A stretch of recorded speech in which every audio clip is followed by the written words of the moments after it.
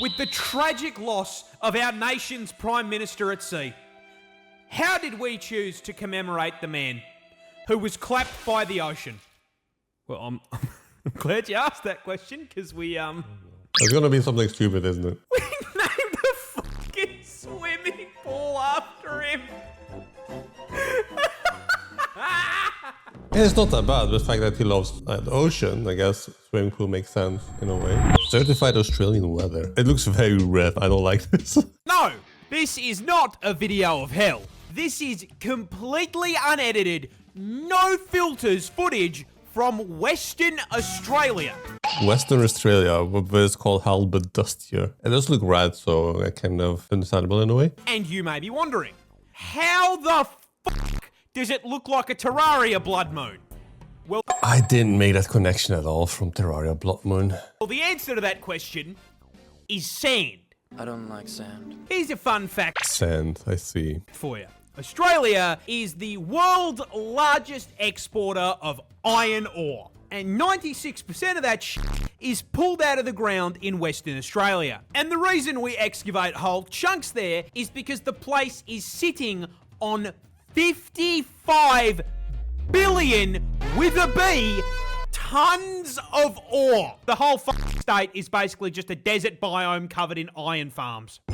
Wait, that is crazy. 55 billion. That is quite a lot. I guess we're not going to run out of iron ore at any point soon. That is... And that iron isn't just found at Y11.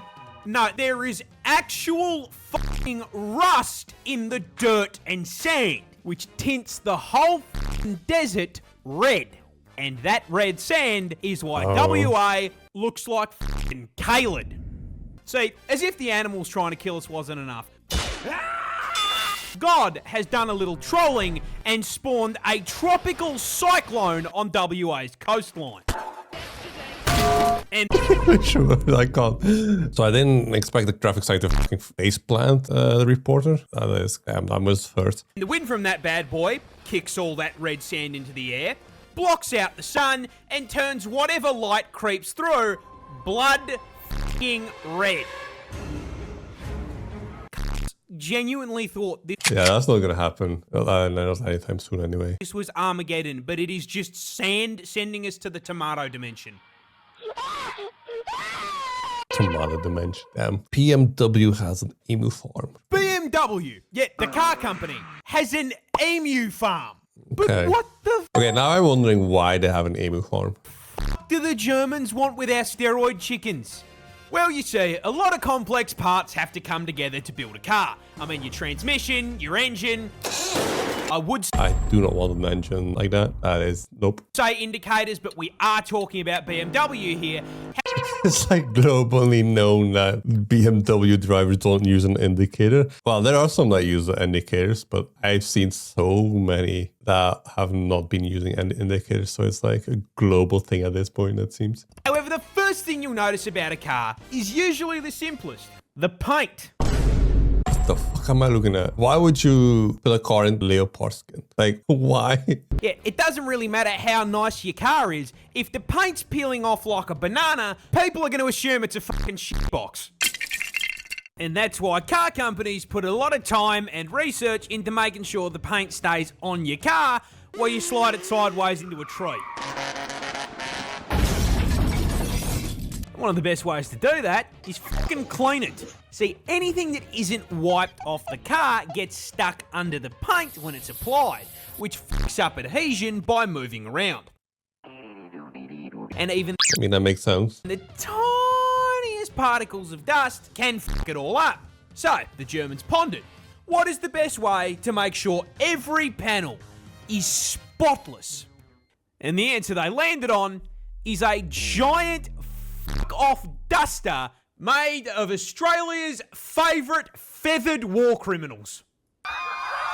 And it wasn't just BMW So they have an emu farm to actually just use the feathers. that found this out, but Audi as well.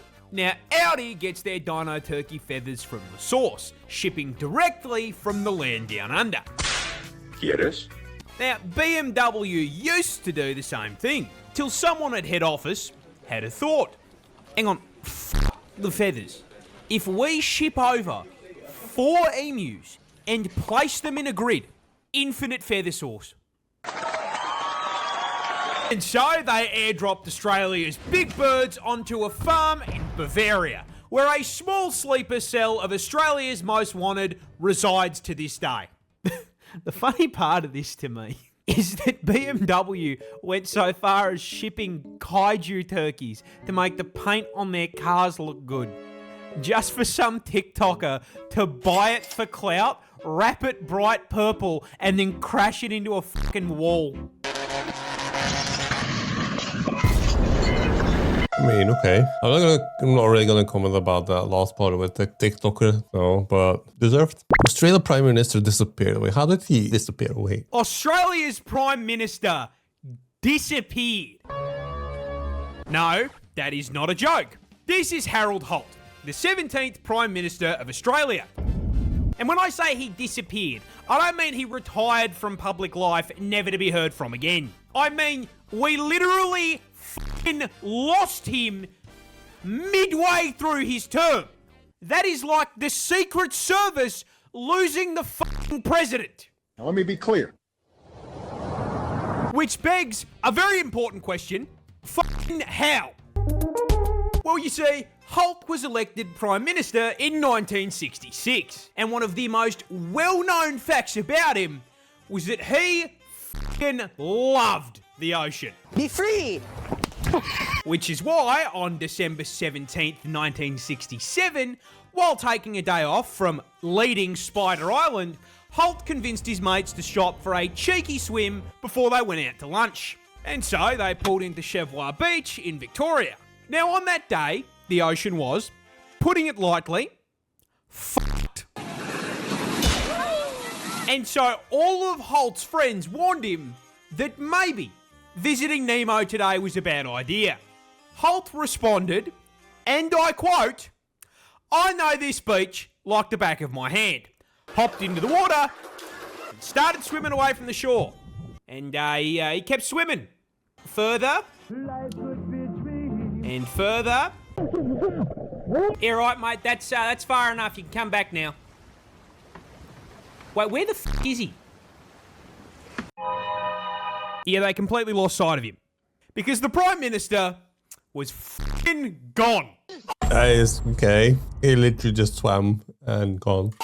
This caused the leaderless Australian government to shit themselves and start playing Where's Holto?